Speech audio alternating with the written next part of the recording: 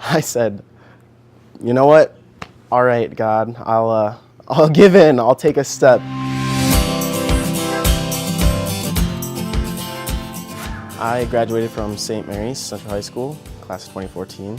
We had a very tight-knit group of people, and it was a wonderful experience to go there. That school taught me a lot in education and just social aspect. It was wonderful. My senior year, everybody was choosing colleges, and I kind of knew that I wasn't supposed to be going to college at that time, but it was easiest for me to just pick a college and go. So I decided to go to University of Mary. And at that time, I get to UMary, and I really knew that I wasn't supposed to be there. I went there for 3 semesters, and then I took time off and I worked. And at that time, I was staying with my cousin in Fargo, and he was discerning at that time. And so it seemed like all the time I was around people that were thinking about their vocation. Probably a total of 9 or 10 of my close guy friends that had discerned at one point or another. So that really kick-started my own thoughts, and it was just on my mind often.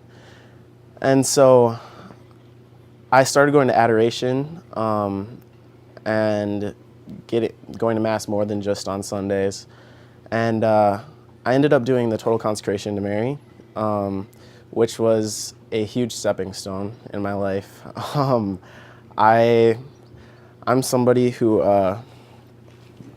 I struggle to guard my heart, and so when I did the consecration and gave myself to Mary Holy, she began to give my heart to Christ rather than everything else that was distracting me.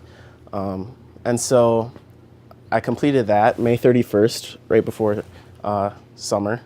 And then that summer I started hanging out with a really good friend. And he had just finished the consecration as well. And so we were both kind of at the same place spiritually, and we really fed off each other and grew a lot, matured. And then we ended up finding a place across the street from Cathedral to move into during the school year, which was amazing. It was divine providence. And then we kind of kept growing together, and at that time another friend had moved back into town, as well as another friend from our high school class. So there were 4 of us together that were just feeding off each other for that semester. And we started approaching Christmas, and I have an older brother and 2 older sisters, and I didn't really know what to give them because they are all much older. They have their own families. They're financially set for the most part, and there's not a whole lot of objects that I can give to them that they need. So I just decided that I would offer up a daily Mass for them this whole year. And so I was completely doing it for them, and I had really no idea how much it would impact my own life. But Ryan Martire had asked me to do a different version of the total consecration to Mary with him. So I decided, what can it hurt if it'll bring me closer to Mary and ultimately closer to Jesus. So I started going to daily Mass on Christmas, and a week later I finished my second version of the consecration on January 1st. And I finished it on the way to Seek in San Antonio. And I received a lot of grace at Seek that I began to start trusting God more and actually take steps towards giving him my heart wholly rather than withholding for my own will. And so I get back from Seek, and the thought of the priesthood had entered my mind, as it has entered my mind throughout my years, just in certain areas, but it was very strong when I came back. And so I'm very stubborn, and I just told myself, Isaiah, it's just, you have many people around you discerning, this is not for you. So I just kind of not ignored it, shoved it, put it away, kind of discarded it. And usually when I would do that, it would go away for quite some time. And this time it kept reoccurring. And so it got to maybe 2 or 3 weeks later after it had first started up again. And it was happening every day, all the time, for over a week straight. And I was getting annoyed, if that's the word to use, really tired of fighting it. And so I said, you know what? All right, God, I'll give in. I'll take a step. So I decided to text Father Waltz.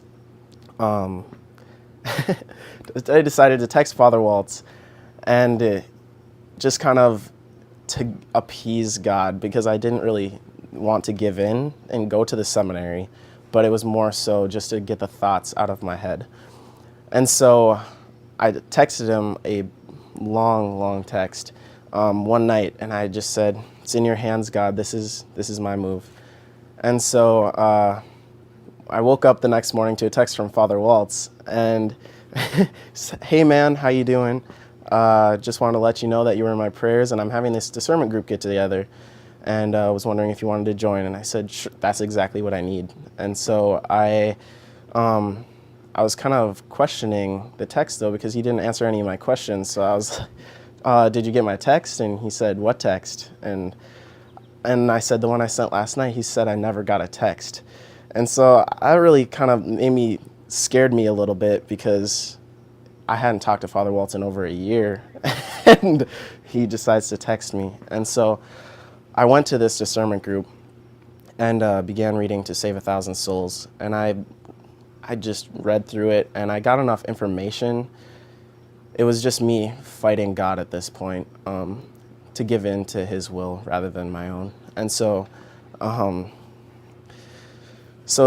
it came to one day where I was still going to daily mass at this point, and so I went to daily mass, and I was so tired of the spiritual limbo that I was in that I was ready to receive anything.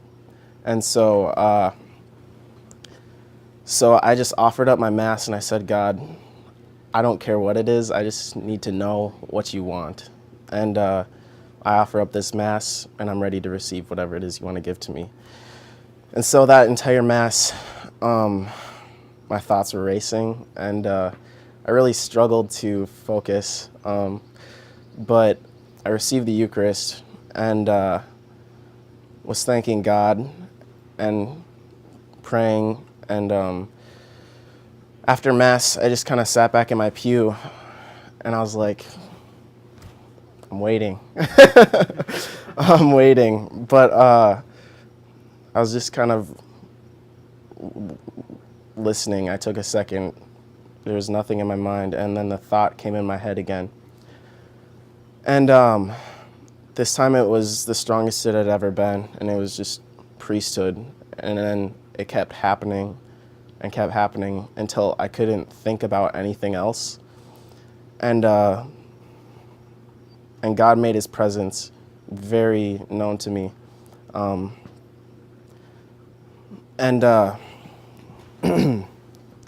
And so his presence alone answered the majority of my questions, and I was in shock, and just to be with God. And so he, as if that wasn't enough, I had calmed down a little bit, and he literally spoke to me and said, "Would you bring me to the world through the Eucharist? Would you bring love to the world?" And yeah, and so who am I to deny God? And so I got the application, and here I am.